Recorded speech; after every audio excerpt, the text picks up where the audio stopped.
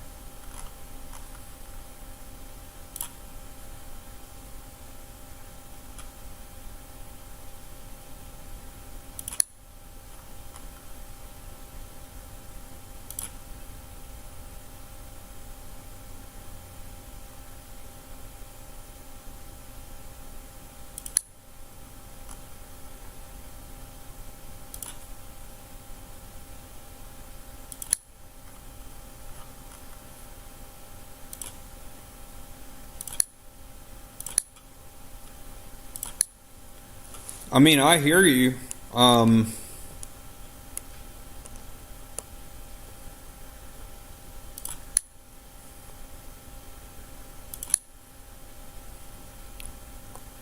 I thoroughly disagree. I'll tell you why.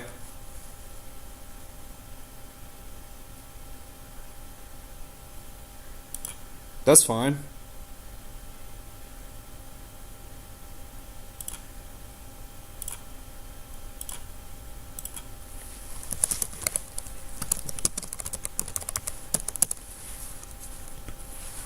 Plans and scheduling meetings for communication technology is what you're talking about.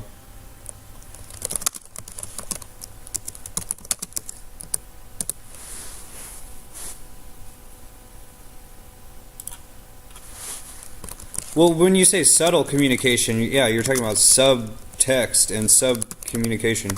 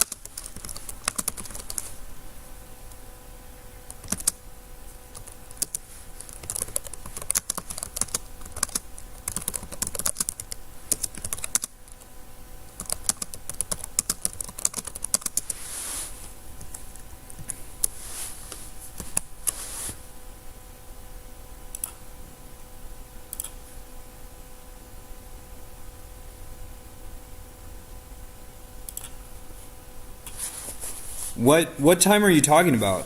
Here. Well, I think I'm going to send messages to people who I've added today on this site to try to message you to join the site.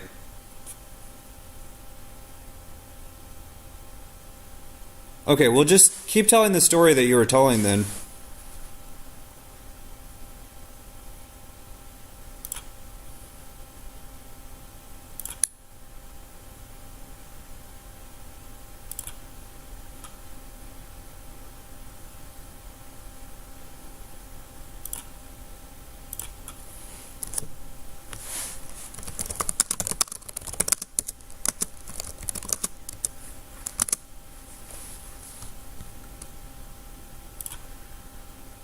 Well, in my opinion, though, your feedback.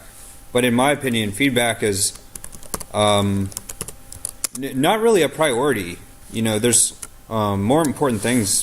Feedback is a detail.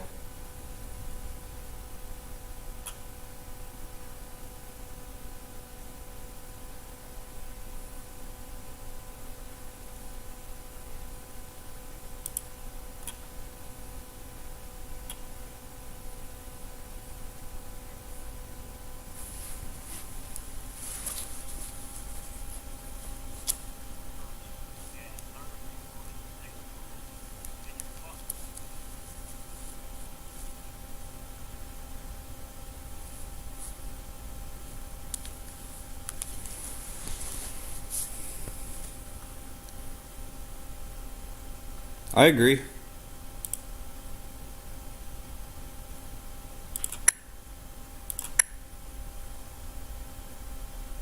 Yeah, it's a detail because it's only like a criticism or an opinion or a viewpoint or a perspective on the actions. The actions are the whatever, not a detail. But the feedback is just, yeah, it's a detail.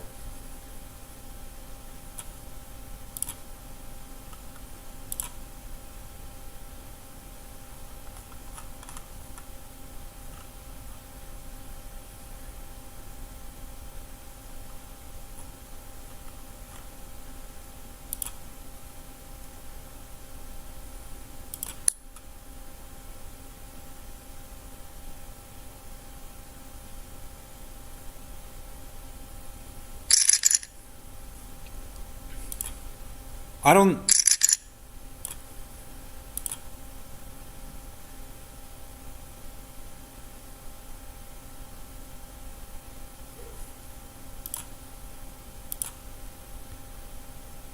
Yeah, working out theory has to be worked out the same way that it in reality it has to be worked out. Okay. Um,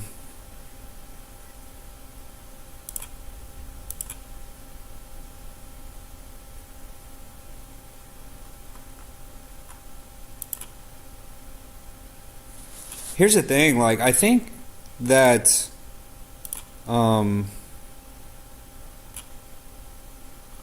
I think that well, people with October birthdays um, and people with January birthdays have a lot in common because I don't know. Have I already told you this? But um, everyone sort of already partied out after the New Year's holiday and Christmas holidays, and then there's the January birthdays, and it's cold. People don't really want to go out, and then in October, that's sort of like the first month of winter, at least in whatever hemisphere we're in.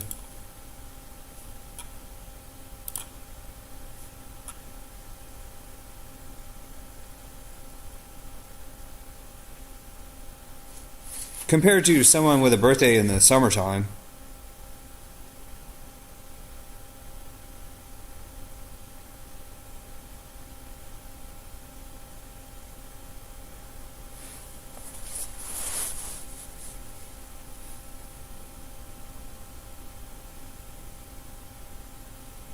Well, let me tell you what I think about the communication technology. I think for the period of time from 1920 in the Roaring Twenties all the way up until this year, people have been pretending when they're out, in like a street performance or whatever, when they're just out of their house, pretending like they're not nerds who are basement dwellers or hermits or whatever you want to call it. But it's just an act. It's a complete act because everybody uses communication technology.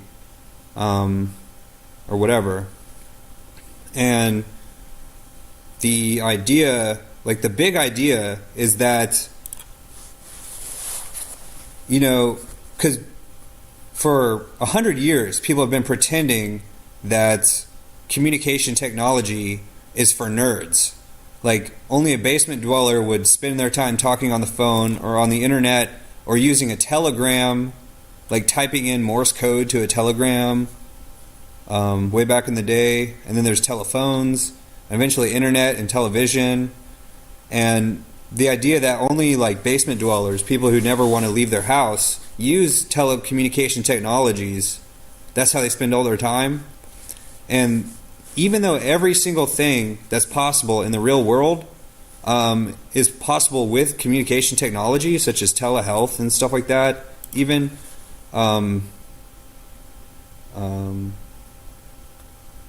then what's happening is the curtain is closing on, because everyone's sort of been pretending that oh no, I don't spend all my time on telecommunication technologies like computers or telephone or television. watching television or whatever, talking on the phone. Even though that is way more apparent today, that people can't get away with that, pretending that that's not true. So the curtain is closing on that 100 years street performance, and probably more than centuries or millennia. That that the idea is that by default everyone just gets left behind, who uses would try to use the digital technology to accomplish life goals, like important things, like such as getting a job, applying for work at different interviews, setting up an interview. The curtain is closing, and there's going to be sort of like a backstage event where it's like, oh yeah, I was just pretending that whole time. I'm like a huge nerd when it comes to internet and whatever.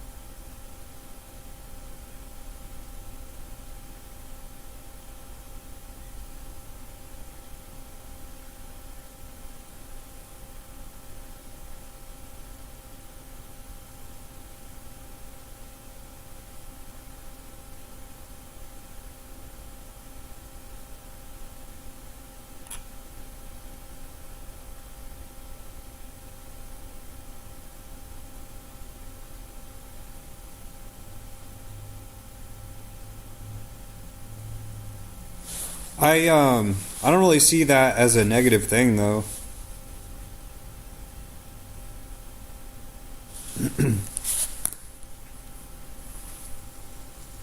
Well, it's just because you can't see the possibilities, just because you can't imagine what's possible.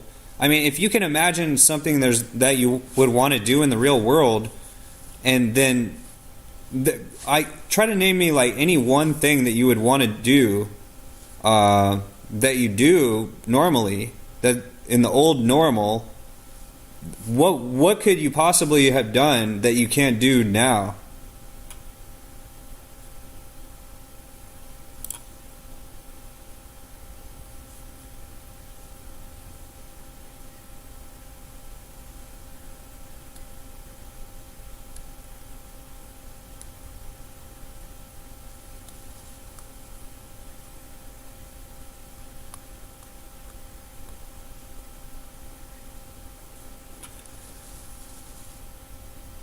The reason that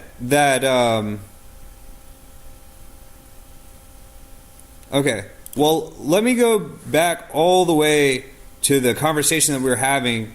I've never tried to use this online dating stuff. I've never tried to do this online dating, Tinder or whatever, or anything like that.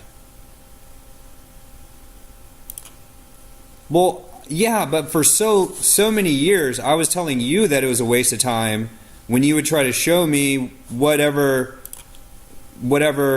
results that you were getting. I would tell you it was a waste of time. But now you're the one telling me it's a waste of time, and I'm still trying to ask you, about it. Now that I'm trying to ask you about it, you don't want to tell me about it. Whereas for years up to now, I would be like, I don't want to see Tinder because I've never used it and I don't ever plan on using it. I still don't plan on using it, but what could be accomplished on Tinder that couldn't be accomplished off Tinder? So that still holds true. But why limit yourself to a place? Why already admit straight away on the opening, when you're being introduced to someone, on the first statement, you're already starting off on the wrong foot by joining the dating app and being that forward. Some people have the privilege to be that forward if they're a celebrity or something. But just you and I, as non-celebrities, we don't have the privilege to be as open and as forward to just go on Tinder and expect any kind of results.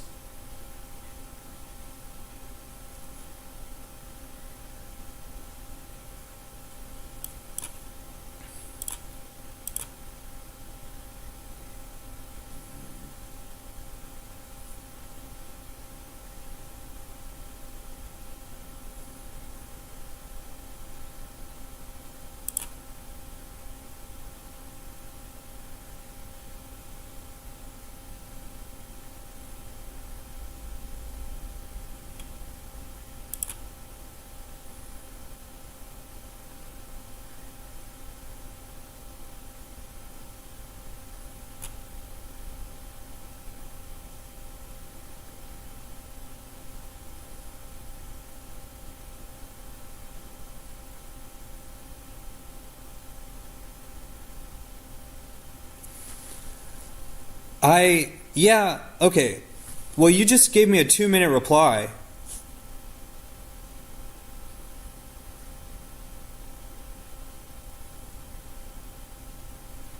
How are any of those things different if you're trying to meet women at the bar or out, whatever, in the district?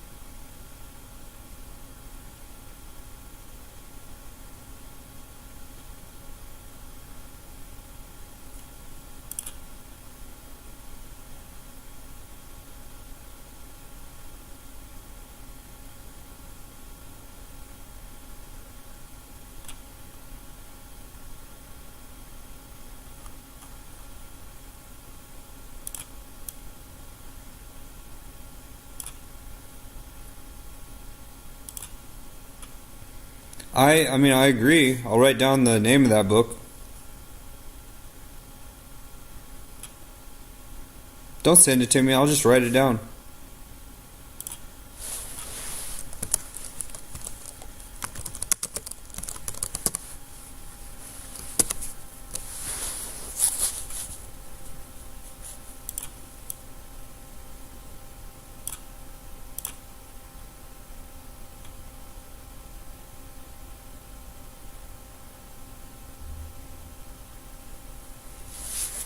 That ain't it.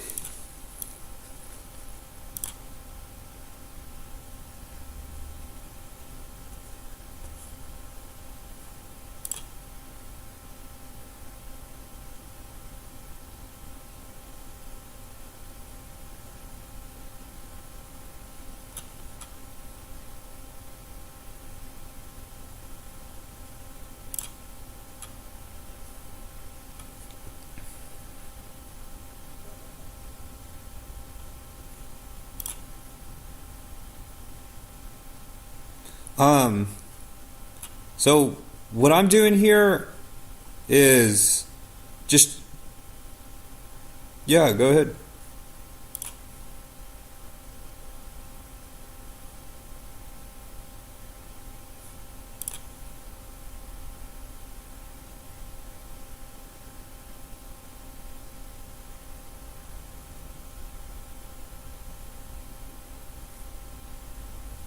Um, Wonderful.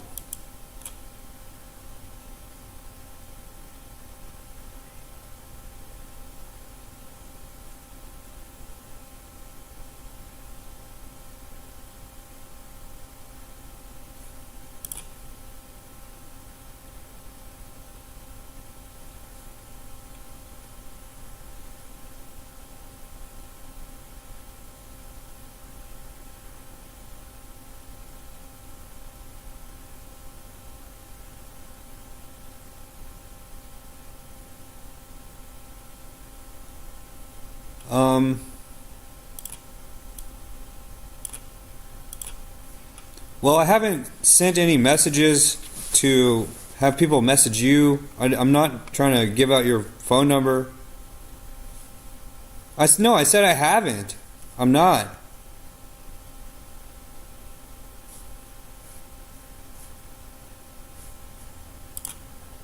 Um,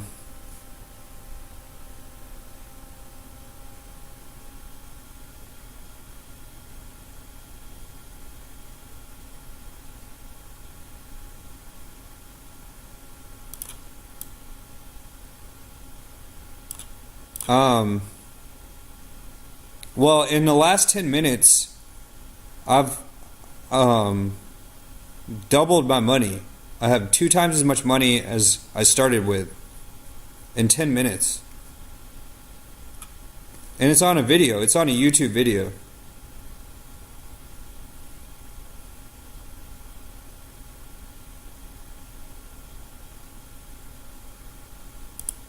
Well, I mean, there's not much of a difference between monopoly money and like whatever. No, I'm not getting any value. I'm only doing this so that I can show you that like how such a thing is even possible.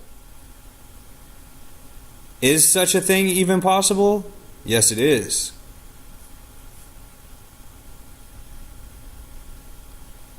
No, I've been on YouTube since 2006 and I've never monetized my channel. It just doesn't feel, I don't know. I don't know if I should say it doesn't feel right, but um, I don't know what to say. Because I'm still of the old school mentality that copyright, you know, the copyright was so strict that there was no music videos, no songs on YouTube. That's the era that I'm from on YouTube. So the idea that everybody's songs are on YouTube is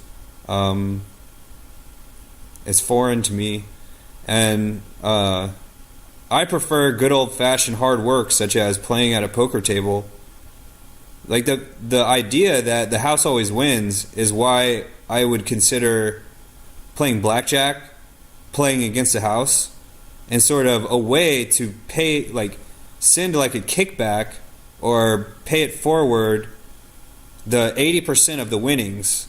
So I feel like after 6,000 hands of poker, I've seen it all. I've had all the different hands, and I've seen it all, and I have an unlimited.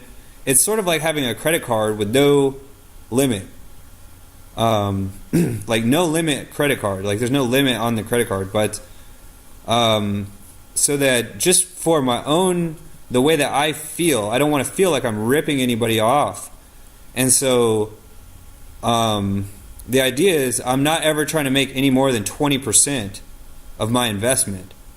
So in the last 10 minutes, I've invested 20 chips, and I have 40 chips right now.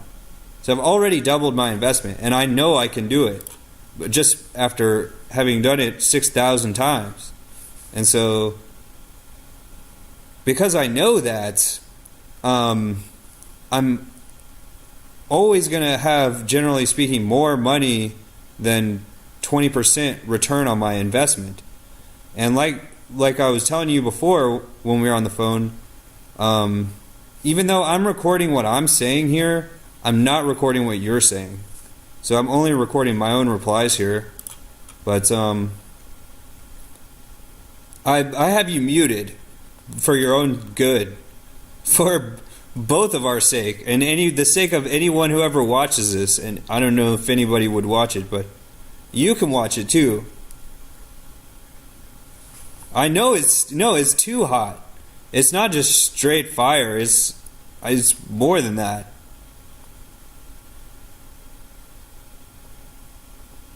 Well, here, I'll unmute you right now. They ain't ready. You right. They not ready. Alright. Nah. But what I was telling you is, before there were stock markets, before there was the South Sea Company in the 1700s and the stock market bubble, and before there was the Dow Jones and the S&P 500 and stuff, people don't know the origin of any of those things. Before that, there was dice. You know, even going back to Roman times, they used to have Roman numerals on dice rather than dots or like numbers, is when you play Yahtzee or something. Card games were the way of doing things. Card games, different things like that. Just imagine how ancient card games are. In my opinion, they're very old and tried and true. And the stock market is a relatively new thing. So I would say that it's just better to understand investing and futures and stuff like that, betting on either sports or playing poker. Because in poker, there is no house. The house is the mob of people sitting at the table. The people sitting at the table are the group, and there's a group house fund that goes in on the middle that everyone pitches into. Compared to a casino, it's sort of like a temple, and there's a lot of people who work there. That's the house. And when you play blackjack, that's how you sort of give back and do kickbacks to the... when you're trying to go give away 80% of your winnings, not really to charity, just to sort of balance out the... You know, nature sort of naturally balances out things, it's like an equalizer. So if you can take the initiative and be responsible and sort of already do the equalization on your own, by giving away 80% of your winnings back to whoever, is,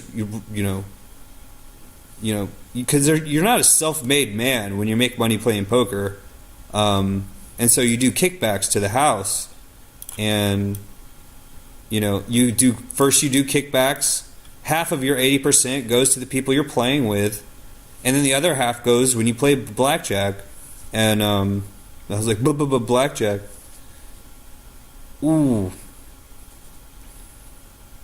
but stock market and stocks or whatever, and futures. There's all these things involved with sports betting and playing poker that they get their terminology from sports betting and or whatever, and playing poker. They use the same terminology of investing in the stock market. It's just the difference between wearing a suit and playing dice in the hood, like throwing the dice or playing dominoes or something. So, and it's an adult thing. Like this, it's an adult thing. So,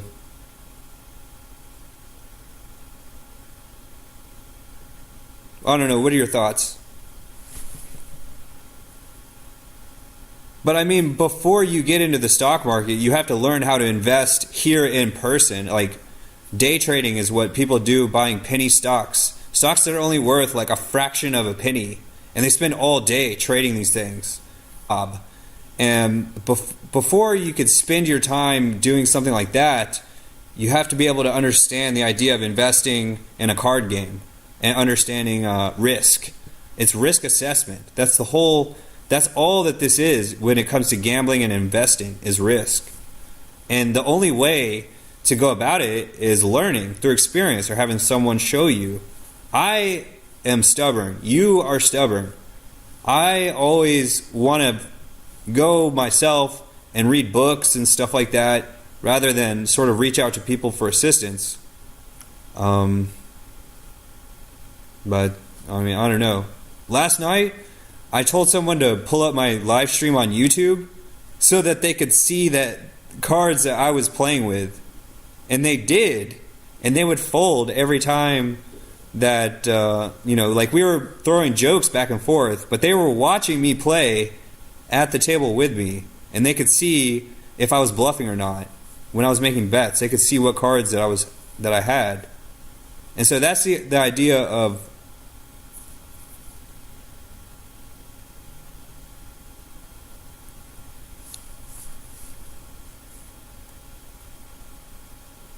tell me about it. No, I've never heard of such a thing. How is such a thing even possible?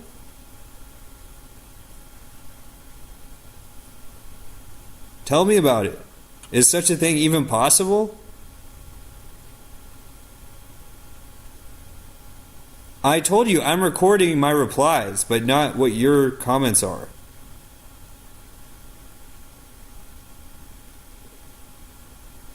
If you want to be on the video, join the YouTube chat.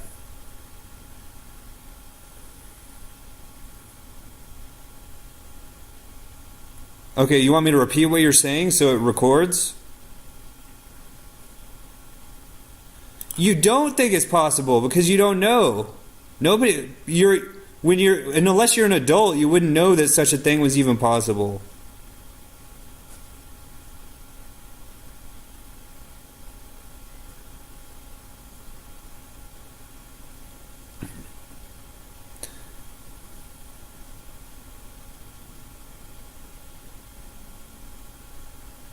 You don't know. You don't know. You weren't there. You wouldn't be able to. You don't know that he's not a master poker player.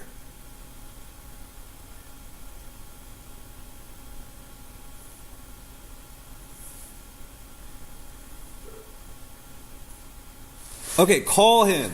Call him right now and ask him how he. Who have you ever played? Can you recall any times you ever played poker with anybody? Just tell me who you played poker with before. No, I don't want to talk about slot machine. Who have you ever played poker with before? I've played with a lot of our childhood friends that we grew up with. The way that I said that, the way that I worded that, I don't know. We've had poker games, but the idea is, I played. Didn't you used to play a lot of poker games for fun growing up, just to pass the time at school or something like that? But then as we became teenagers or adults, did you ever play for money with your friends? It's a whole different ball game to play for money with your friends. And then it's a completely whole different ball game to play with strangers or anonymously, where you don't have any plans of cooperating in the future. Because the guys who we grew up with, who I've played poker with, we don't cooperate anymore. That ruined because I had no idea what I was doing. Nobody would tell me how to play. You know what I'm saying? So I had to figure it out. Now that I know how to play, it's different.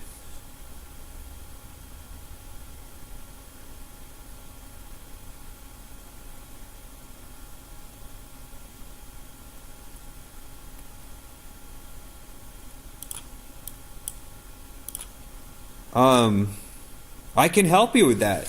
I can help you with that. You mentioned the book, The Secret. So just in the next 10 minutes that we're having this conversation, I've doubled my money again. Don't be proud. I'm showing you that I could do this. Unlimited. People are coming and going, and they get their money taken from me, and then they just leave. But the idea is to sit. If they would sit there, I'm focused on returning 80% of my profits. I'm trying to lose most of my winnings because I don't want to. It hurts me. It hurts me in my feelings to try to take all these people's money. So what I'm trying to do is return most of it. Not even most of it. 80% of it. I only want 20% of what I'm getting for making money from nothing. Like the song takes money to make money. On my investment, I know how to use money to make more money. But I don't want to just sit here robbing people. It feels like I'm robbing them. And so instead of that, and I don't want any animosity besides that as a detail, I want to return the value to them. Or at least somebody to the house. The house, I could play blackjack against a dealer. I know how to screw the dealer in blackjack. They follow a set of rules. When you're playing poker, it's mob rule.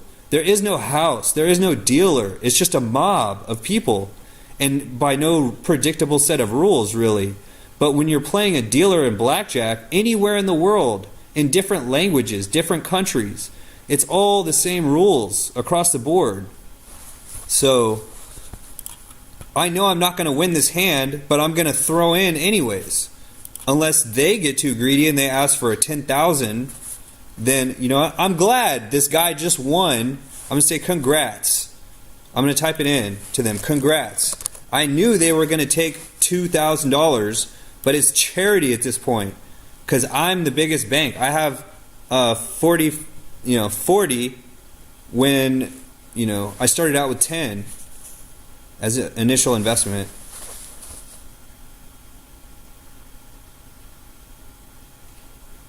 No, I'm not learning. I have learned and I'm trying to teach you. And I'm not just trying to profess to you. All I'm doing here is professing you. If you would join in here,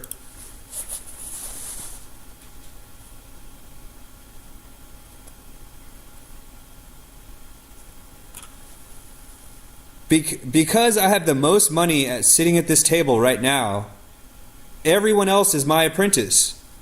Yes. Yes.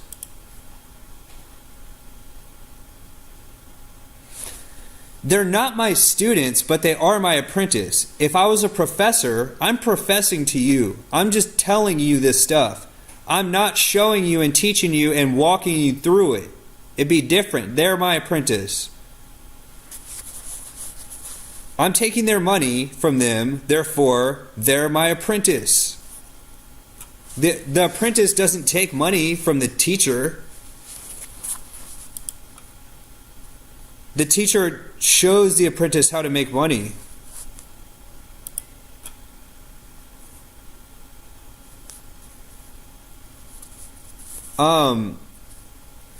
If you make it out to whatever, the bar district, and if you're going to a bar, then call me on the video call. Go to the website, pull up the video, and I'll be right there with you.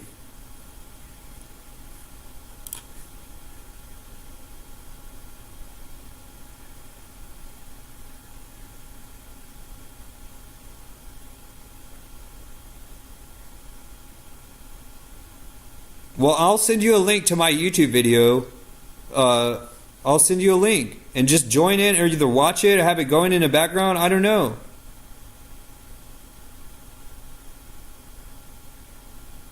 That's fine.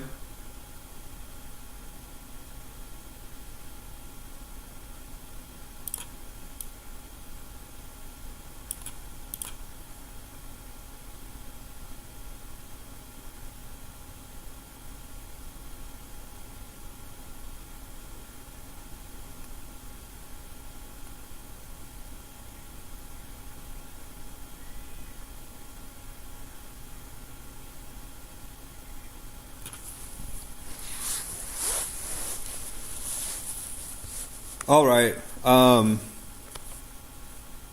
If anything that I've said on this 2-hour phone call, you want to hear again, it's on my YouTube channel. But as far as what you've said, that's not on me. I mean, I wrote down some of the things you said, like, let's see. You told me to read the book called Fail Forward. What was the name of the author?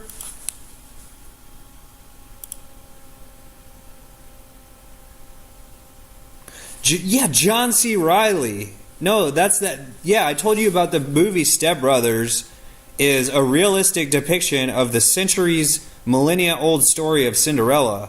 Because in fiction, all the roles are reversed. That's what makes it fiction. And so if you take the stepmother, if you take from Cinderella, hey. Oh, John C. Maxwell. Yeah.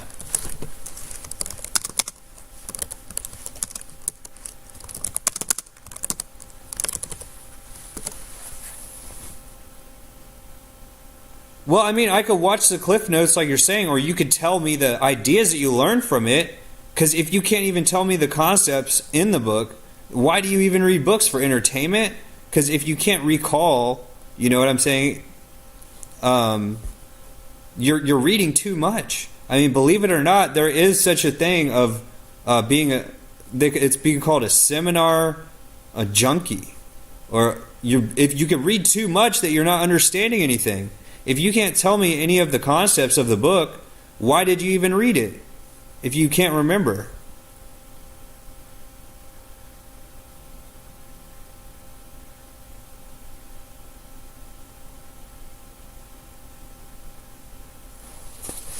Okay. I mean, I will, because that's why you need me as a friend, so that I can read the book for you and tell you what's good about it. Because if you can't tell me what's good about it, you know what I mean? Why did you even read it if you can't tell me what's good about it? But let me go back. Here, no, I'm not trying to, I don't know. But here, let me change the subject and then come back to it. Maybe you'll remember it by then.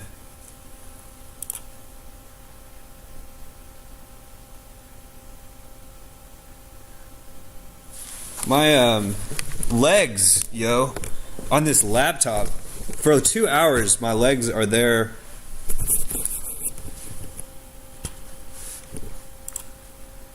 Hang on. No, just one more thing.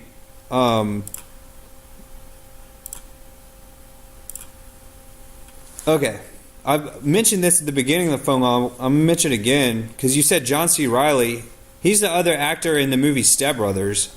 And what it is a realistic depiction of the Cinderella story that goes back millennia. It's very old. I'm talking about over 2,000 years old. That is the oldest known whatever. And with fiction, what makes it fiction is that all guys, when you're watching a movie and you guys try to reenact what they see, it's a complete wrong thing to do, because the way that fiction is written is, like, if you want to reenact what you see in movies or read in books, make it be non-fiction. because, or like a biography, like, or whatever. Probably not even an autobiography, but like maybe like a regular biopic or biography. Those are the only realistic movies. Everything else is fiction, and what it means to fictionalize is to reverse the roles. So guys are supposed to be paying attention to women in movies, because that's what a man can really realistically expect results of being like that. And that, I don't know, but for example, in Cinderella, because there's a stepmother is one of the main memorable characters of it. If you reverse the roles in the movie Step Brothers, that makes the main characters Cinderella, and especially John C. Reilly, because he's the one who lives at home, and then the stepmother or the stepfather is the equivalent of that. So it's Cinderella. So with taking fiction that's drama like Cinderella, it's not a comedy, obviously. It becomes a comedy when it's unfictionalized. To unfictionalize something is to reverse all the roles across the spectrum, because just trying to reverse the role of the main character, that's even more fictional than fiction already is. But to unfictionalize something is to reverse the roles across the whole entire spectrum of characters, or reverse the genders. And it's such a hot topic, I think, because the way of talking about it, stuff like that. That was just the last thing. But you said to read that book by John C. Maxwell. Can't even tell me one concept that you remember from it. What about the book that I gave you? I found that book. I went to an estate sale and they had a book of Graham Hancock, Ancient something. I don't even remember the title. I don't remember the title of it because I didn't read the book, but I knew that it was right up your alley, G. G means gangster. Lost Civilizations, Graham Hancock, the author. And and it was a huge book. And I was like, you know what?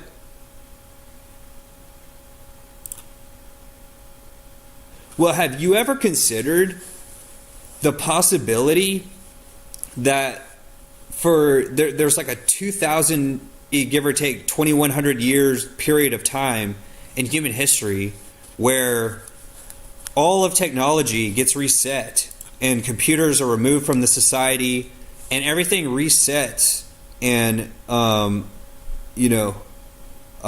America turns back in and out of what it used to be with Native Americans, where at the year 2200 there's nothing but Native Americans here, and America is this mythological place that is written about as Rome. If all the books were destroyed, like in the movie 1984 or whatever, Brave New World, all the books, all the computers are destroyed. There's no mention of, maybe the names are changed a bit. And Rome is actually America. Greece is Greece and the fall of Greece. Nobody cares about learning about the fall of Greece and the mythology and everything. It seems like a myth because Greece is still here. But if there was this mythological place that's spoken about as Rome and written about in books as Rome, but they're actually referring to America, and all the books are destroyed and computers are destroyed, and there's no proof, until there's no proof that America ever existed as a civilization, and there's nothing but Native Americans here, and it's the year 2200. But what is known as, it's a complete tangent, but it's the idea of lost civilizations in the book and stuff. Alright, I'll talk to you later. Okay. Alright, bye.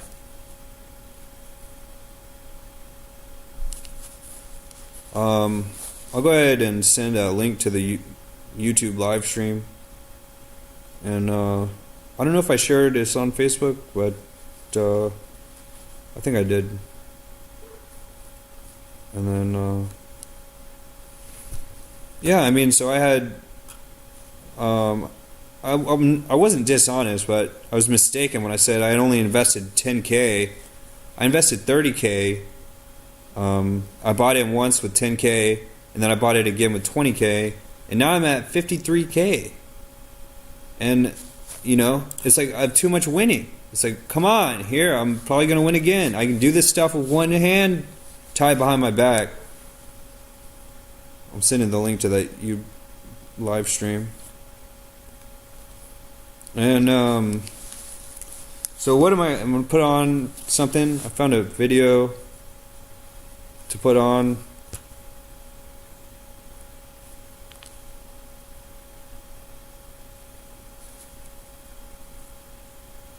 Well, here's just the continuation of where the last YouTube live stream left off at, and it's called the BBC Election 1970 Part 1. Here's that video again. It's partially through there.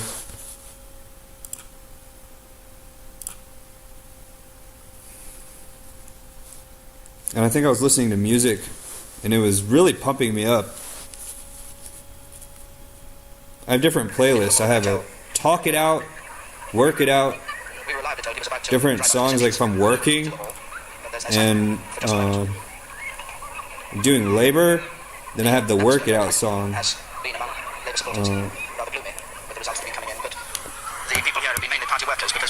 And I thought the music would be audible, but it's not. Pair of fours for $2,000? I don't think so. The constituency here, to be interesting to see what result the Prime Minister gets. He had a majority of 20,000 at the last election, 66. But the size of the constituency has risen since then. And he'll need about 48,000 votes to hold his majority at the same proportion as it was at the last election.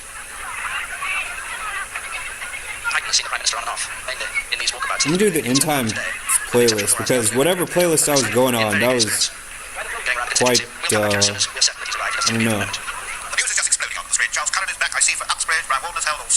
With a little help of my friends.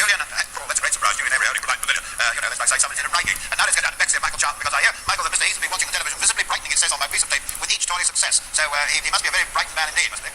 Yes, no, he's playing it remarkably cool. I've been with him for about an hour or more myself. I was in a little side room just off the drill hall, and he looks a bit more secure than the drill hall does at times, but he's played very cool all day. And certainly, even around about midday today, he was thoroughly relaxed. I thought even more so than I think I've seen almost any other time, certainly than he appeared to be during the campaign. But he's during the whole game, and we expect the declaration here for very long. We thought that this was out next week could be Christmas. It won't be long before we find out just how close it's going to be. He's been opposed here in his own constituency by another Mr. Heath. A man who changed his name just before the polls. That gave him a few worries before the last couple of weeks, but because they thought that there might be a leakage of votes to this other Mr. Heath, and they had to, fortunately they drew for the leader of the Conservative Party, but Heath in the bottom place on the list here, Brexit. They had rather unfortunate overturns at times, I'm sure, when they had to advise their supporters to vote for the man at the bottom of the list. But when you see the poll being declared here in a few minutes, the last Mr. Heath to be mentioned is the leader of the Conservative Party. I guess I'll start talking some smack. A very happy man here at Brexit. He's had a busy day in his own constituency. Stick around. I'm giving away 80% of my return.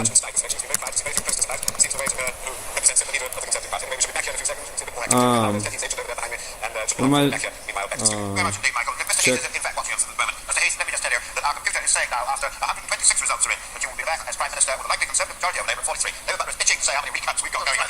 Stockport, which was on the recounts, has come in. Someone online? About 6-7 seats have come in, which Labour have held, which they should have been losing on this week. Watford, well, there's a recount there, they're holding All Saints, Liverpool, Sutton, they're holding, Brentford and Chiswick, they're held, Kelvin Grove, the first Scottish result, they held in the seat we need a big swing to lose, but they held it, Reading they've held, Eton Slough they've held, and Putney they've held. And this is one of the reasons why the computer projection is going down, but Labour is hanging on to the margins. Not the reverse, what we were told could happen. The Conservatives came to extra well in the margins. You beat me to it, I was going to say, you're all the chat. You were like, no, we're all the chat. Graham, what's a word before we go to Robert McKenzie? Hang on just a moment, Robert.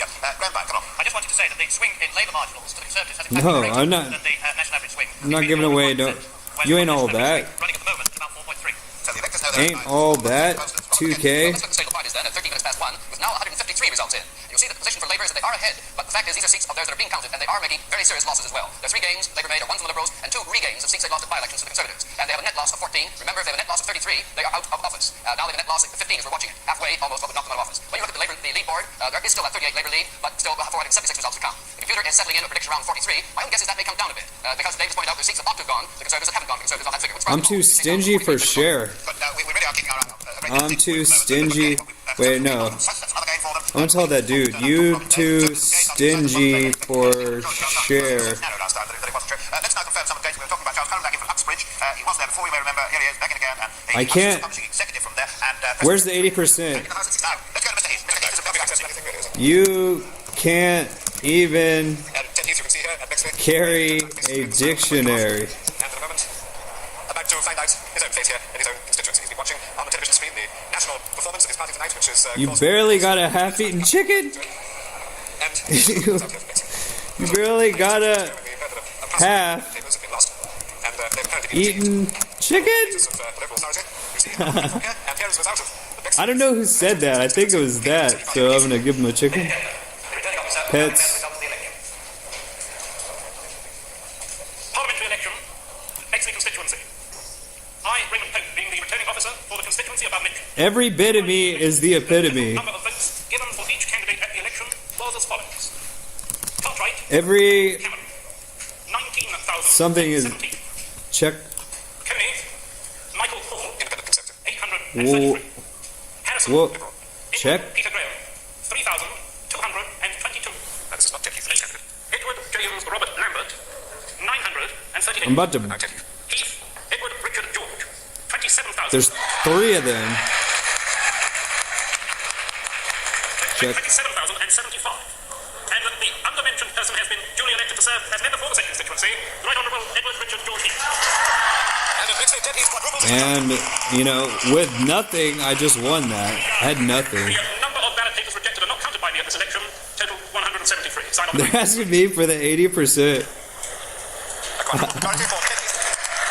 I've asked so. I didn't even ask. I just tell them that they owe 80%.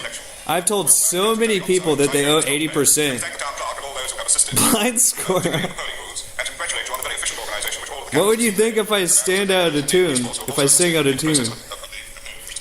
I told my buddy on the phone, I'll take you there, like the song. And then he started singing a different song. I said, what are you singing?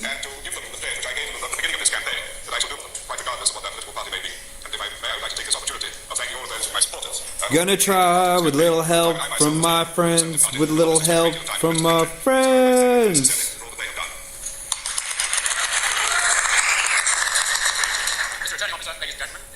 Does it worry you to be alone? How do I feel at the end of the day? No, I'm here for the long play. You may have noticed they're flashing by. What we're really doing is setting up the story now. Give you up to date with the flashes as they go by. But Eric Lubbock is out at Orpington. Mr. Eric Lubbock is out at Orpington. And here are the figures. He's out by 1,300. Little help from my friends Jack of Spades and Jack of Clubs. They will be talking to you in a moment with a quick summary from Robert McKenzie. Bob. One point, keep in mind that with 1/4 of the results in, Labour has lost half the seats they could afford to lose if they still remain in power. That's the key thing. 1/4 of the results in, Labour's now lost half the seats they could afford to lose. State of the party board shows this. Upper right-hand corner, remember we said that Labour could lose not more than 33 seats. They've already lost net 17. They're halfway to the number of losses that will not I'm gonna try to gains are simply 2 they've recaptured. They lost the by-elections and won. break these two guys, I think, with a $5,000 bet. Losing decisively in key seats. And the swing is set again over 4, but only just over 4, 4.3 according to my calculation, which is what we said was the minimum necessary for a conservative government. And I would guess myself that the computer may still be predicting a bit high in a 43. Remember, conservative lead over Labour. Liberals doing badly so far. Of course, that's an important factor. Yeah, I believe the Conservatives also gave Birmingham very well. But here's the result from Billericay, which was a Conservative gain. I'll say here's your Conservatives last time. They really had to here's your 20%. Now, let's leave that because we really must go to Robin Day. And because I can see Mr. Thorpe waiting. Robin? And I don't know who I'm talking to. Your own result first. It must have been some awkward moments for you with that majority area of 371. Obviously, it's close. This has always been a marginal seat. We had a 9,000 Tory majority when I moved in. It is very close. I think the Tories have mounted a formidable campaign over the last 5-6 years with a full-time candidate working 4 days a week. There is a swing to the Tories. I think this is the most formidable challenge that I shall ever have to face in this constituency. The important thing is that I'm home. Would you be gallant enough to admit that those 371 votes were probably all due to your wife whom you've married since the last election? I would say that she contributed far more to my total poll. Mr. Thorpe, on the more serious matter of the Liberal Party's position in this election, you've lost Lady Wood, Mr. Lawler, and you were even deeply distressed just now. I see you were deeply distressed to see the loss of Eric Lubbock at Orpington. What is your comment on the Liberal progress? Well, I think the loss of Eric Lubbock is a tragedy, not only to the Liberal Party, but to the House of Commons as a whole, where he was a very valuable member, and indeed was an excellent constituency member for Orpington. This, I think, is a tragedy for British politics. And therefore, I'm naturally, on every ground, extremely saddened by this particular result. If there is a Conservative government, and the contrary hasn't yet been predicted, your forecast and your strategy in the election has been totally wrong, hasn't it? Because you've been saying Labour's going to get in, therefore put in the Liberals as a more sensible kind of opposition. Well, it certainly looked like it about a week or 10 days ago, but then all the commentators were writing off the Labour Party 6 to 7 months ago, and I never did this. I always thought that they were in for the chance. I think it's very early to say, but I would obviously looks like a Conservative swing. I'm going for a row of 5. What are you going to do in the next Parliament if there's a Conservative government? Are you going to try and replace the Labour Party as the radical alternative to Toryism again? I think this is far too early to say, but I have had some experience of being in opposition to the Tories from 59 to 64, so it's not been a new experience for me. Now, on the board side, House fun. What do you attribute this to? Apostrophe small. I think it's too early to say whether this will be reflected equally in Scotland or in Wales or parts of the West Country. I think it's but I think there has been a swing to the right, and I think there's no doubt about that at all. Mr. Thorpe, thank you. I have to move away now and go to Sir Keith Joseph in Leeds. Good morning, Sir Keith. Prime Minister still arrived in the hall at Highton. To a mixture of boos from Conservative and applause from Labour. They greet the Chairman of the Council.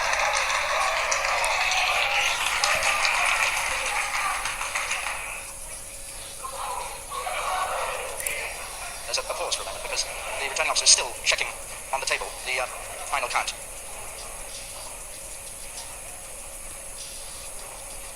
Just the last check with the representatives of the three candidates. The Prime Minister has been in a small room at the side here, has only just appeared in the hall, was watching television with his mic right up to the moment that he came in. There are three other candidates here. Conservative, a communist, Joe Kenny, who was deeply involved in the 1966 Seaman strike that caused such trouble immediately after the 66 election, and a Rebbe. And we go back now to Sir Keith Joseph in Leeds, I think. Sir Keith, I'm sorry about that, but what with the rush of things, they went straight over to the Prime Minister. Sir Keith, what do you think of things so far? A little hopeful, don't they? Well, we predict a Conservative majority over Labour at 43 at the moment, but the swing is not quite as large as it is. May I put to you, by the way, how well did you do yourself? I've forgotten the details. I'm afraid I did rather disappointingly. I didn't get the national swing. What did you get? I think much about the same as last time. Yes, which was? 5,000. Yes, do you remember what your swing was? I ought to know. Very small indeed. Do you know why that was? The constituencies changed a bit, but I'm naturally disappointed. Yes. Sir Keith, Mr. Short was on this programme earlier, and he said that if there's a Conservative government, this is due largely to the devaluation scare raised, as he said so irresponsibly by Mr. Heath in the last few days of the campaign. What do you say to that? I think the devaluation comments of Mr. Heath, that if the Socialists had gone on with the policies of the last few years, that sort of result would have been likely again, was perfectly valid. But I think that what the results so far have shown is that Mr. Heath and all my colleagues' predictions were right. The Tory vote was very keen to come out, and the Labour vote wasn't so keen. Sir Keith, do you think that Mr. Enoch Powell has been in this campaign an asset or a liability to the Conservative Party? Well, it's a very difficult thing to judge, but I should have thought on the whole, judging from the swing in his own area, an asset, at least in his own area. Sir Keith, do you, perhaps I shouldn't ask you this, but what sort of post would you like in a Conservative government? Trade and technology? Industry? Well, quite right, that's not a question you should ask us, and certainly not one I should answer. These things are entirely up to Mr. Heath. Right, From what I saw, that the whole window wasn't even included in the stream. For a comment from Glasgow for Kew Conference. Oh, he's not there. Oh, well, another Silver Scott's there. Right, Kent down, I see. Oh, you're talking you. God, also many of the others. Conservatives have helped one. With you now. I'm sorry, we missed just the beginning of that because we're having trouble with the line. So you being bashed in a sense, but the whole thing's exploding on the screen. Can you begin again? I'm sorry. Well, it's, in Glasgow we've had quite a batch of results so far with no change at all. Labour majority slashed in a bit number. This return is signed by me, Donald Williams, as Deputy Acting Returning Officer for this constituency. Here are the figures. John Nicholas McAlpine Entwistle, 24,509.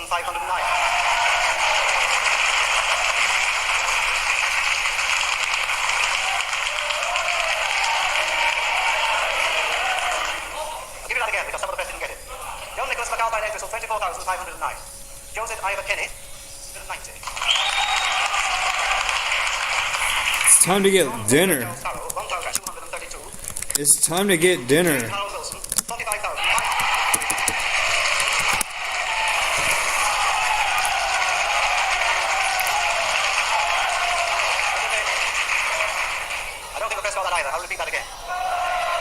It's time to get din. Time to get din. Din.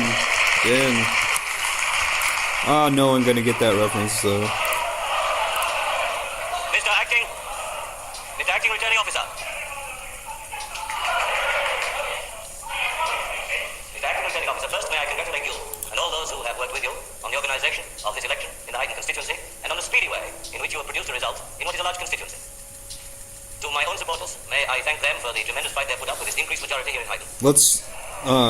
Okay, so he says a chicken dinner, and then so I'm gonna say. To the Conservative candidate runner-up and to the other two candidates. She's a winner. May I say that throughout this campaign in Highton, Okay, I'll say he's a winner. He's a winner. by all candidates. He's a winner. I am naturally gratified at the result here in Highton because I remember the days when I was defending 834 majority. The three of a kind Not only the party workers you'd supported me, but also the like number of Highton constituents to take to dinner. personally and in the Labour Party. I thank you. To a chicken dinner. I'm gonna put that in 2 messages though. It's a long one. Well, I haven't actually got the percentages here. The system's not really clogged up with numbers.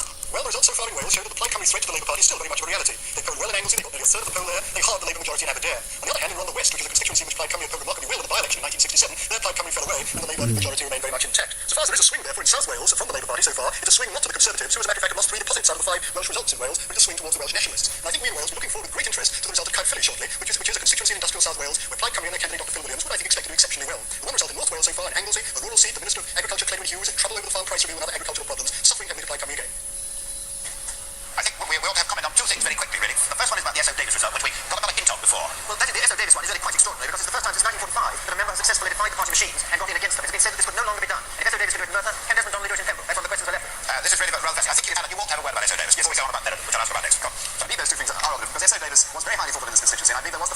a sense the Labour Party treated him badly. This could be that kind of reaction, presumably is. But quite extraordinary, and as we say, almost without precedent. We're keeping our eye on perhaps a possible interview very soon with Mr. Heath, who's down at Bexley. But let's now comment about Meriden. It's not just Meriden and Wellington, the Conservatives have held Four of a suit. the Labour Party has held on to Coventry South and Rugby. Four of a suit. It seems to me this West Midland phenomenon is just west of Birmingham, but east of Birmingham, here you've got these much lower swings.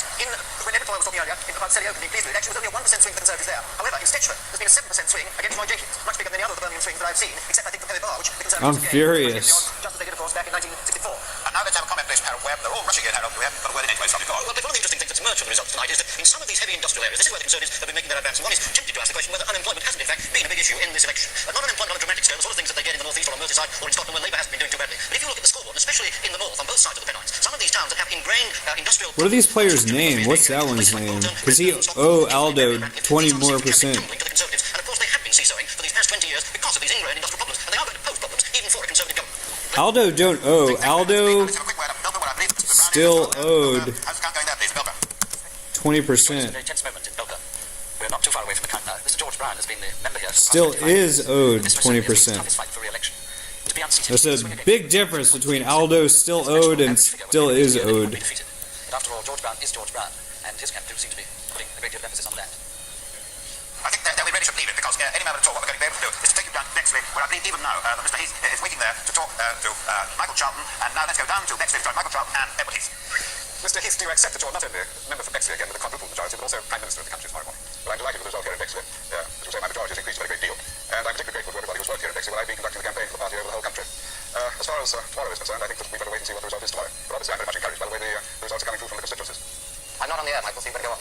Well, I wonder if you could help us a little bit more. If this trend is maintained, of course you must be Prime Minister in the morning, mustn't you? I'm going all in over here. I'm going to take Aldo's entire bank with 27K. Here, the riskiest move that I've made as far as this entire thing. I found it in every great city that I went to. I found it all over the country. And I found above all a complete determination by our own supporters to go to the poll. And this convinced me, in fact, that we were going to get the results we wanted. But did you say, Sorry, yes, we are now on the air. Mr. Heath, are you ready to take over the government? Rest peacefully, Aldo. what I'm saying is that before commenting on these results tonight, I want to see a large number of results through. Have you had any consultations with the Labour Party, the Labour government, about taking over? None whatever, no. None at all? None whatever, no. Surely they had consultations with the Tory government in 1964. Oh, yes. Send him a pillow. It's a thing. About the form of government administration we wanted. But that has not been the case with us. Did you ask for any access? I recently asked, yes, but at that time I didn't know the election was coming so soon. But this is not in any way going to interfere with what we do if we become the government tomorrow. Why do you think they refused? In fact, I don't know if they did refuse because the request was made to the Prime Minister just before the election was declared.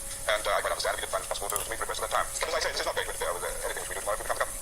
In your own constituency here, you had a candidate standing against you on the issues of immigration and economic market, which of course you've taken strong positions. Stick around. I'm trying to give away 80%. I don't know if I should say it like that. Give away. Give it away. Give it away. Give it away now. What song is this that I'm hearing though? I bet nobody knows the song.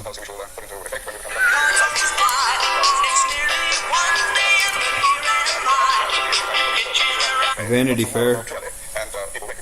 The band. Vanity Fair, the band, not the magazine. What was the song that I just mentioned? Can I tax you on one or two pledges or lack of pledges you made? I think there are pledges. Are you I don't remember what song I just mentioned. Are you going to bring in VAT, value-added tax? Oh, give it away now. What does that mean? Well, it's no better time. Give it away now song. Yes, Mr. I think it's the Chili Peppers. If I'm not mistaken. And are you going to bring in any form of control policy over the union? Yeah. But what is the one from the movie Beavis and Butthead Do America when they're at the casino? The Roller Coaster of Love? I gotta remember to play that next. Will your shadow cabinet be the government? I gotta pull up the lyrics over here of this song. What you got to give it back to the house. What you got to give it back to the house. 80%, no more or less. Take no more than 20%. No more or less than 20%. Stick around till you leave with 20%. How do you feel this moment? I feel in excellent form. I've thoroughly enjoyed this campaign. I've enjoyed today particularly here in my Don't stop, continue. I'm much encouraged by the results of the rest of the country. We were talking earlier today about whether we were going to say goodbye to your political career. It makes me miserable to take people's money. Can you honestly say yourself that you faced today with confidence? I did indeed. And those who have been working very close to me, and I'm very grateful to them for all they've done, know that my confidence has been undiminished. And as grown as this campaign has gone on, because I've realised more and more that we were going to be able to bring home to the people the real issues, and that they would accept our proposals for dealing with. What are you going to do now? I'm now going to celebrate with all my supporters, and I think they deserve it. Mr. Heath, I'd say that worth about 1K. What he says, you can celebrate with all his supporters. I dare not tell him how many supporters he's got at the moment. He's got the best part of 2.5 million supporters. And we're going to celebrate with all of them. I really don't know. And recount comes upon recount, and now we've got a recount at Birmingham Yardley. This is one of those West Midland. There's been a Conservative game in Philipar. Yardley was a Conservative. Serena, welcome. Serena, welcome. I'm the house. Well, I must say, watching Speeds now, I did feel he was extraordinarily calm and collected. I can't recall any political leader who was kicked around, as it were, as much as he has by the commentators over the last 3 weeks. The articles talked about his pathetic performance. He wasn't a match for Mr. Wilson. He was a dead loser. He was for the high jump himself. He was going to be out of the leadership in no time. He was a born I gotta pull up them lyrics, though. And even the most uncommitted favourites thought Mr. Heath was a total failure as a leader. This is really a quite spectacular situation when you think of it. Equally, Give it away now, lyrics.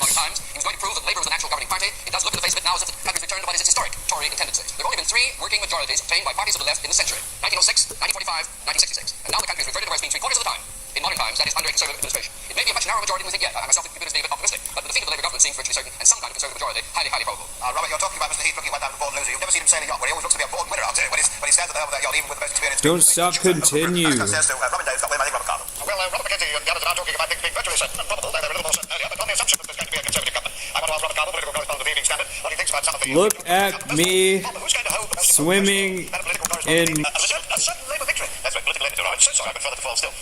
Well, I don't know, these things happen. As I said earlier on in the programme, I believe in pollsters. I blame the pollsters, they let me down, except our own opinion research centre, which is the only paper in the whole country. But what happened to that? They said the Tories would win. But what happened to that? That's the thing for which you were paid your smell, your political smell.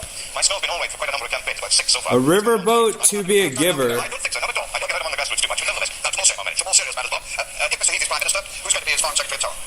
Well, A riverboat to deliver. She said thanks. I think that means she don't want me to talk to her. Newcastle under line there, Bob. That's quite interesting, isn't it? That's another one going, yes. That's one of those by-elections. Yes, that's a by-election where the thing should be ongoing, yes, which has now come back. Alright, I'm gonna shut up. You asked me who was going to be in the Treasury. I see Ian McLeod, yes. Well, Reggie Martin, like it, the Tory party's got about 6 potential chancellors. Every party has. I think myself that McLeod will get it. And Reggie Martin can very well go to the Home Office. And I think really quite well the Chief Whip will become leader of the House. And Quintin Hogg to the Woolsack. Quintin Hogg, they need a lawyer in the Lords. I should take Quintin Hogg and Will go upstairs. And then what about the Labour Party? Is it going to split again? Are we going to go back to the 50s and 60s? Well, give them. Is Harold Wilson going to stay as leader? Well, give them time, give them time. Yeah, but you as an evening newspaper man, you don't take long to write about splits if you think about it.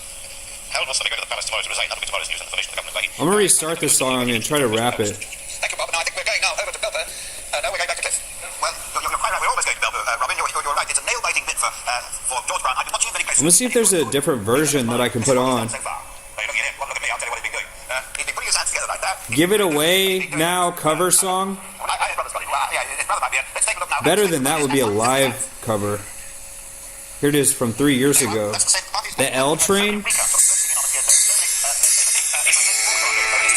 Yup. Call, yup. Yup.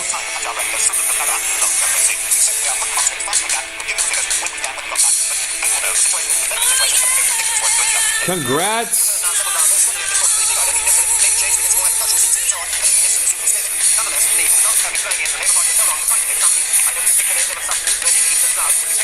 Congrats.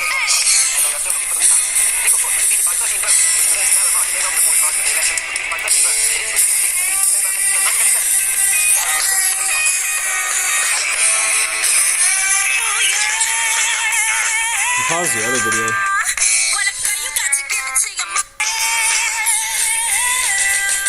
I'm a fold.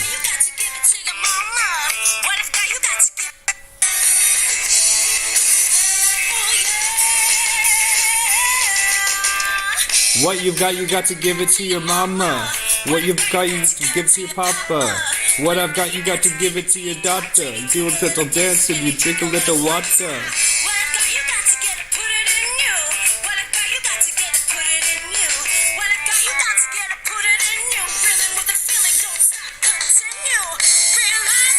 I just folded a 3 of a kind.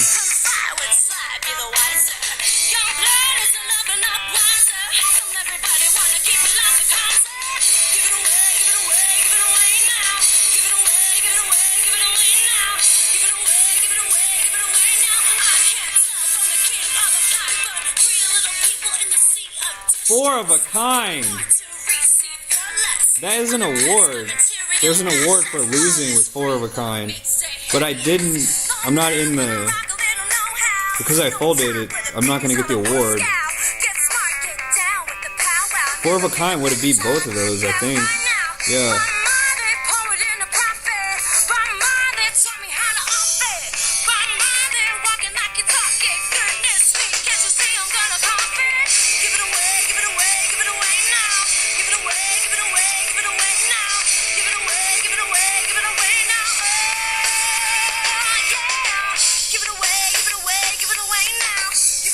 I'm gonna cover up that avatar because that is a real person. That's not an animation there. Well, oh, there's something going on. No, there's nothing going on over here.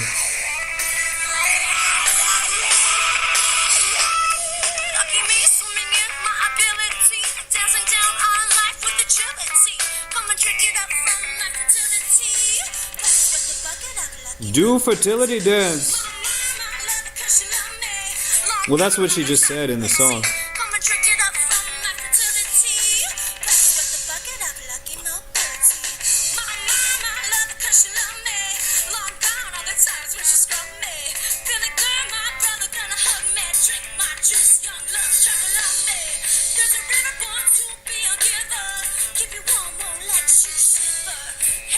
She got her 20%. She's a winner.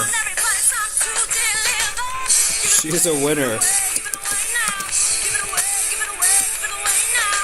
I don't know.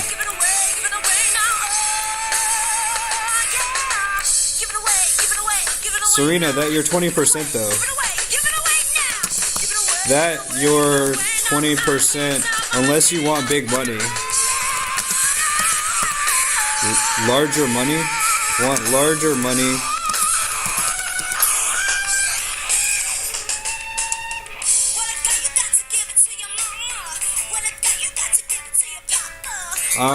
I'm going back in the headset and back to the playlist of songs I was listening to.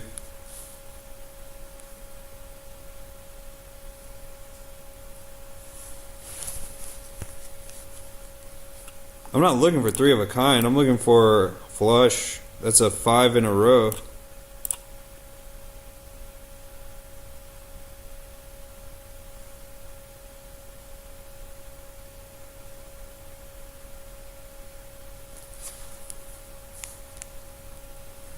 Those 5s that keep popping up and go off to the side, when I get some kind of award when I win with every single 5 of every type of card.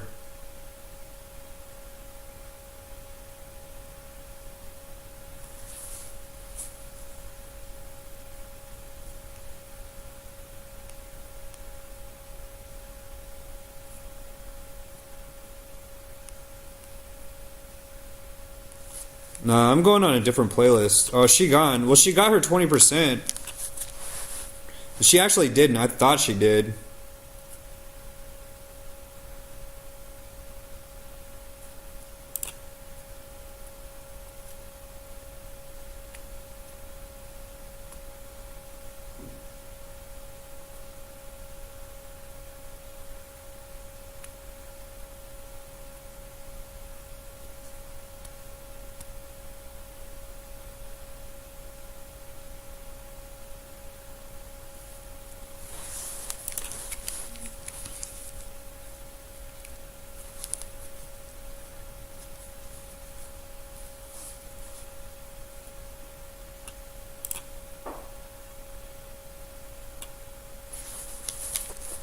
I'll say, here's your 20%. That means I'm still giving money to the fund when I should fold because I don't have anything. And I don't want to bluff.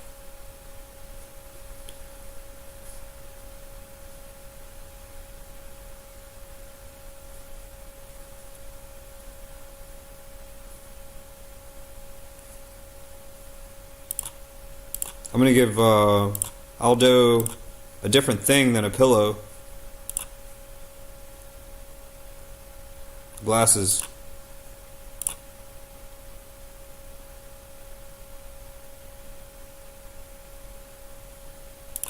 The last time I had this hand in a draw with these 2 cards, it was, I don't know. But I don't know. I don't expect to win just because I lost last time, but whatever. That's sort of how this works.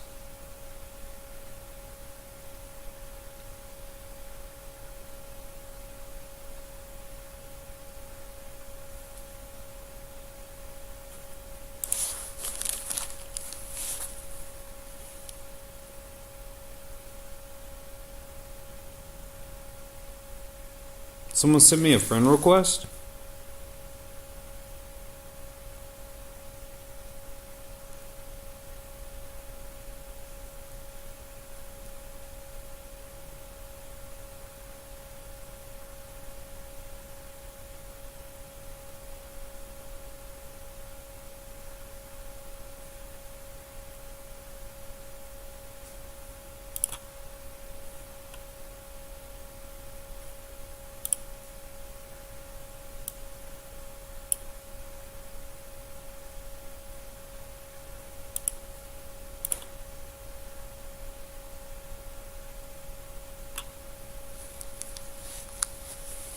I have a K and a 9.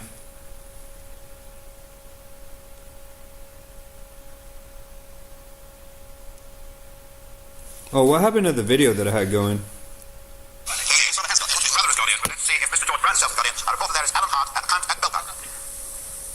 Well, we've been briefly held up in Belper here because there's been just a small muddle.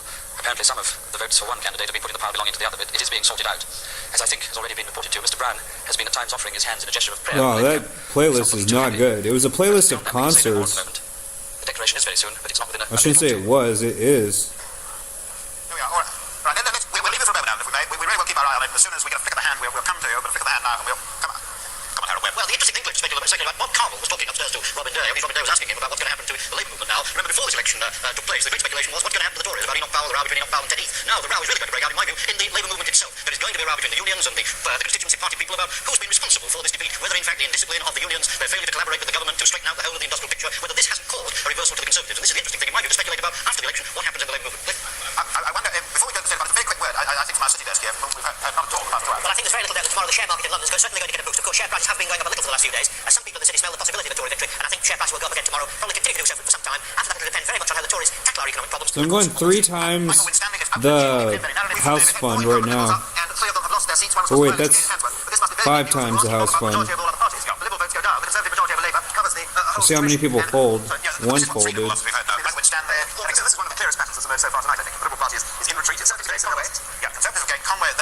I'll say there's your 20% GT melt. There's your 20% cut GT melt. State of the parties then, coming to a critical moment. Remember earlier in the evening said that if Labour loses 33 seats net, it has lost its majority in the House. Labour has now lost 32 seats net, and it's very close indeed to losing its majority. And as David pointed out, it was the shrinkage of the Liberals, pragmatics of our only Jeremy Thorpe back. It's going to be a very close thing between the parties at this moment, and we're then going to see a shift, if the computer's right, a shift with the Tories pulling ahead. But one more loss for Labour, and it has lost its majority in the House. That loss is coming from Belper, over to now to Belper and Alan Hart. We're still not quite ready, apparently, for our results here, but I've just learned one curious piece of information. The Conservative man here, Mr. Stuart Smith, has been the prospective candidate in the constituency for some 3.5 years, but up to this moment, and including tonight, the two men have not met.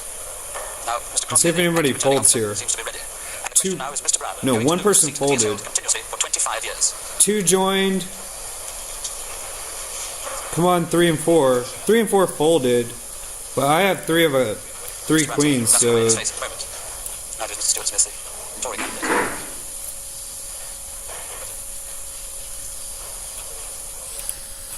Here, my 20%. Parliamentary election, Belper constituency.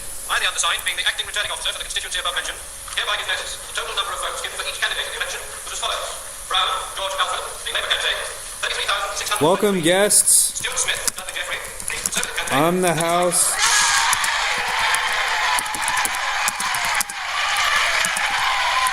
fund manager. All right. 95,757. And that the undermentioned person has been duly elected to serve as member for the said So constituency. Dudley Jeffrey, Stuart Smith. I took 11,000 from the house fund on that previous hand. The number of ballot papers rejected and not counted by me at this election was 106. Signed, H. Crossley, acting returning officer. Mr. Acting. It's all good and it's all in fun. This music is not loud enough in my ears, so I'm going to activate the extra volume booster. I'm not going to put both headphones on. Maybe I will, because I can't even hear this anyways, so. There's the loss of George Brown, one of the most outstanding people in Parliament. George Brown has certainly expected, in a way, to lose the seat for 2-3 years. He's been saying to friends and people around him that he really was right. This could happen because of the rehousing and because of the general condition of the Labour government. It's perhaps a kind of endpoint to a career which has been in such serious trouble in many ways for 3 years now. You remember George Brown having resigned as Foreign Secretary, whether out of a matter of principle or whether it's simply in a moment of temporal anger. And certainly ever since then, although he's retained his official position inside the parliamentary Labour I'm the house fund manager, In a sense, there's a tremendous human drama here because Harold Wilson must be wanting George Brown stick around because I'm giving away 80% of the house fund. Yes, it means now that Labour has suffered 34 net losses, which knocks over the majority in the House of Commons, and highly significantly seems in a way symbolically, the defeat of George Brown was the one that made the difference. I think George Brown actually speaking. Go back here what it says. Personally, 5 times I have moved this vote of thanks, and always with great enthusiasm. The last time, I thought we got it through very quickly, very efficiently. I can only say Ball with the ball having had an extra hour at the poll, and poke with the poker. insisted upon checking the boxes, which delayed you a little. It's a very efficient count, very quick. You are to be congratulated on it. To my successful opponent, of course, I congratulate him. Walk to the walk for dinner. That he will be happy with the constituency. I have no doubt. And for the peace, Constituency can be happy with him. prepare for ball with the ball and poke with the poker and walk to the walk for dinner. I saw it for the party and spent only 3 days here at the end. To my friends, to my family, to those who came in from outside, who struggled hard to hold it, and really, only just failed, to them I say I'm awfully sorry. Maybe I should have stayed at home. But the party wished me to do the other thing. Firstly, for us in the Labour Party, this is the kind of defeat you take. You know how to take. You know how to take with dignity. This is what democracy is about. Sometimes the Democrats must demock. But having democked, sometimes they must learn their mistakes the hard way. Thank you for a very efficient count. Two quick words before we go on. Desmond Donnelly has lost. Pembroke, he was the independent. Down there, independent. Went independent. Mr. Wilson said 2 a.m., which is 37 minutes ago. He did not concede. Well, I won with 3 queens last time, and therefore the odds of me winning this time are still pretty good. Unless there's a straight or a flush. We'll be sorry to see George Brown out of Parliament. Mr. Healy? I feel this very deeply. So I'm gonna go for 2K. British Labour movement. I'm certain, as he said himself a few moments ago, that he'll be It's an investment. I'm investing 2K on the future. Commons when that time comes along. Because politics being The politics, future reality that there will have to be elected a new deputy leader of the Labour Party. 3 queens is the best, Mr. Healy, I'm sorry, I should know, but I the don't know rarest the result. hand. Come on. Yes, it is. I'm still a member of Parliament for Leeds East. I've got about the same majority as I had in 1964 on a lower poll of a higher election. It's still the best. Mr. Healy, if there is a Conservative government... They're going to be betting big on a flush, and that's a 5 in a row. That would be better. Why can I only bet 2.4K? What's up with that? Is showing a So performance which I the think is reason that I'm giving money away to them is because a better idea of the final how am I supposed to play against people who have no money? On Saturday. I wouldn't rule it out at all. Mr. Healy, I mean, the same thing we do every night, Kinky, because whatever that may be, Mr. Powell himself has... taking over the world, then what am I supposed to do? So if I take As far as I recall, all these people's money, watching your own poll being counted, but my impression is that Mr. Enoch Powell did rather less well than his Conservative neighbour in Walthamstow, and I'm glad to see that 1 or 2 Conservative Powellites have already been defeated. Sorry, please go on. Well, as I say, I see no sign of that. I think from the very, very short study of the results I've been able to carry out so far, there's a good deal of evidence that the Labour Party pulled in less of its vote than the Conservatives did. I think this may have been in part due to better organisation, but in part too, I think, it had something to do with complacency engendered by these very opinion polls. I want to ask you about the opinion polls, Mr. Healy, because leaving aside which result anybody may have wanted to see, it did seem to me as a Conservative gain at Wilsden East there, Mr. Healy. Do you want to comment on that, particularly a Conservative gain at Wilsden East? Well, often did I see exactly what the result was. No.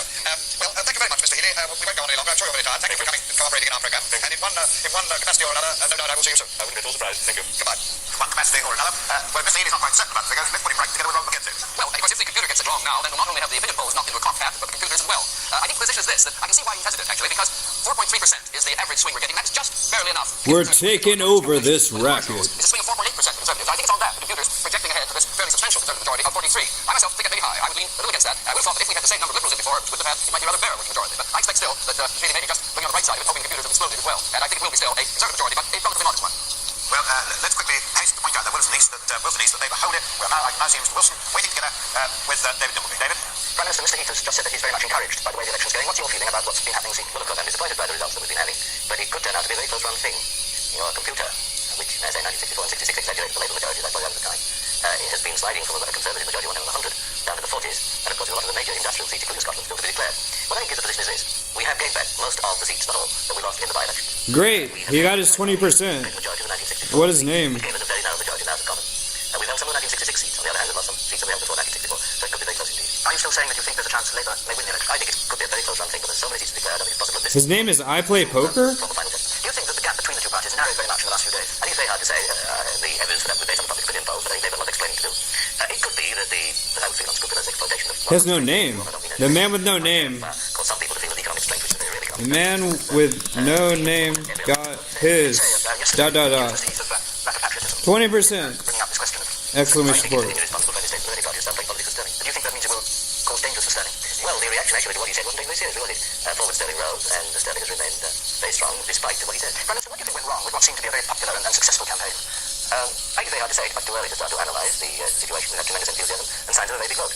In some constituencies, what looked like being a very large vote, which would have put us in, has turned out to be a somewhat smaller vote. Do you think it was a mistake to fight the campaign, as many people have remarked that you did, so much on the assumption that should be returned in terms of the style of the campaign, rather than fighting? Because it wasn't the style I was fighting by taking the fight right into the constituencies where the decision would be taken. I visited 50 marginal constituencies, including some conservatives. The Gambler cover. I wouldn't call that conducting a campaign on the basis of an assumption we were going to win quite the country. Your appearance during the campaign was always, you looked as though you were the man who was in staying office come what may. Well, I had a number of hecklers, most of them good-natured, if you So I can either do the guy version or the girl version. speeches on race and on the enemy within may have And the girl version is named First Aid Kit? What? Mina damer och herrar, välkomna tillbaka att spela tillsammans med Augustifamiljen. What language is that?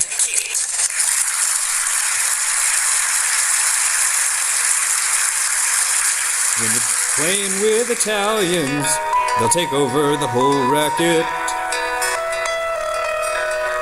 That the song that I'm looking for don't sound like it. It is, but it doesn't sound like it.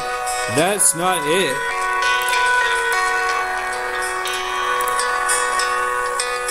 When you're playing with Italians, better.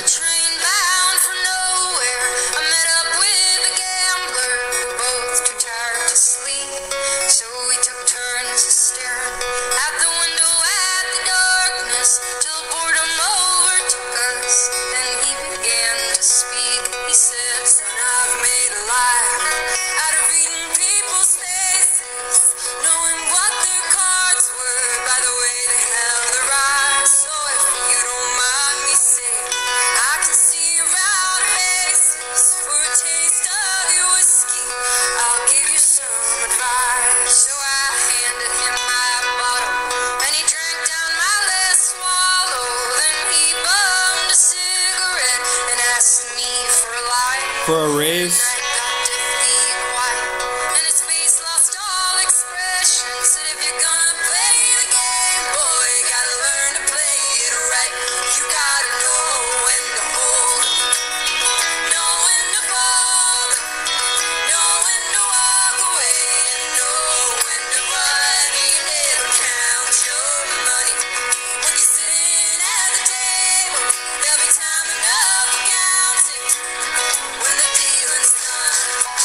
Nobody's paying attention to your winnings besides Italians.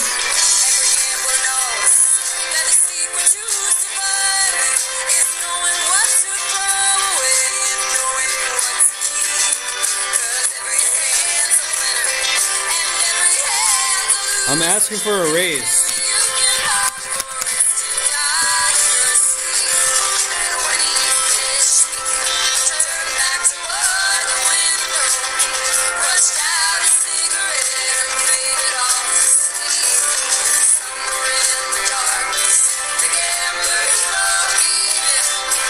I'm just bullying them at this point.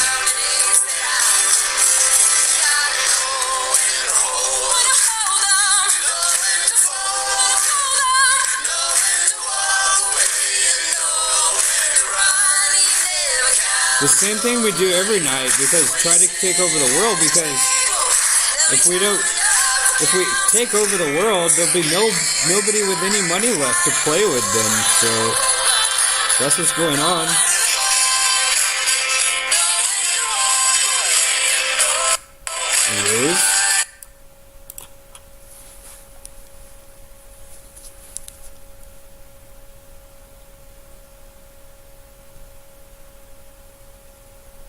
Alright, I'm gonna head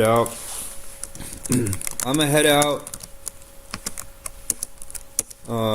Got my 20% to spin at blackjack.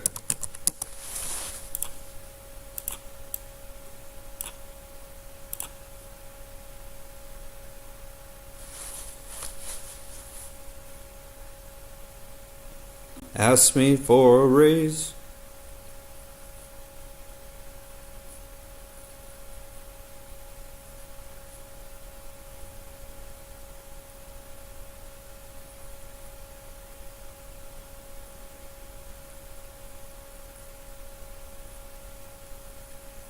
I suppose that's enough. Here's a button that says hand history.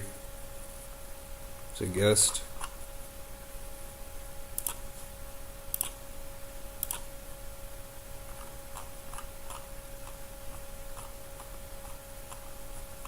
I wonder how many hands are in the history. Oh, just that.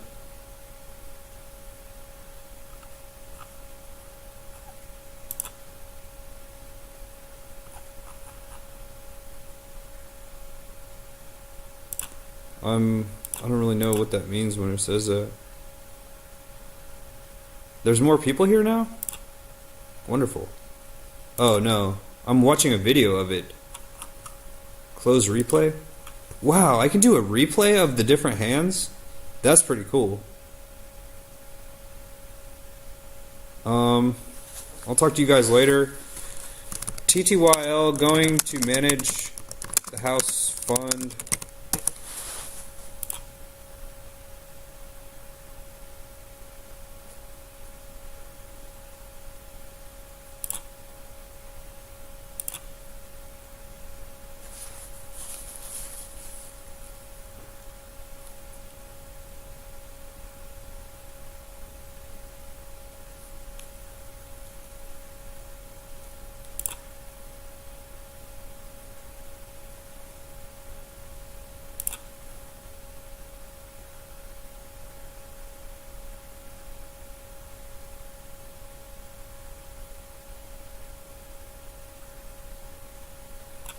That's a pretty good combination of song titles. Give It Away Now and I'll Take You There, because it's give and take.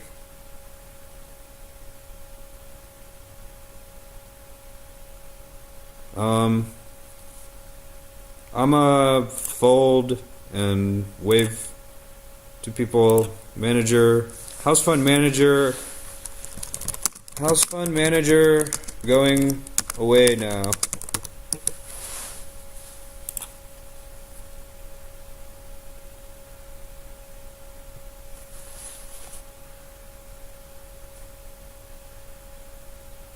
I'm an investment banker.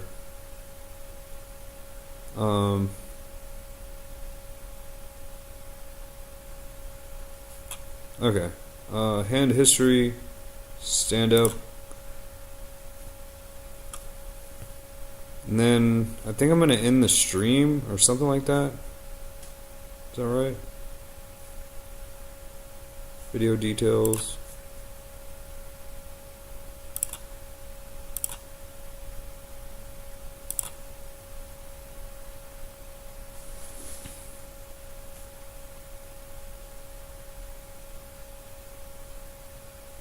Oh, the video resolution is not optimal.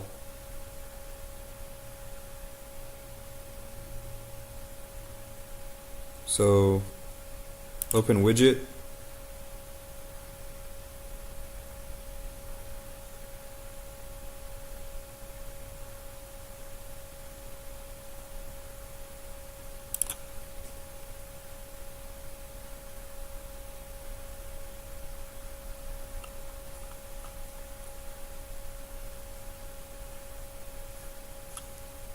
So I think I just press end stream.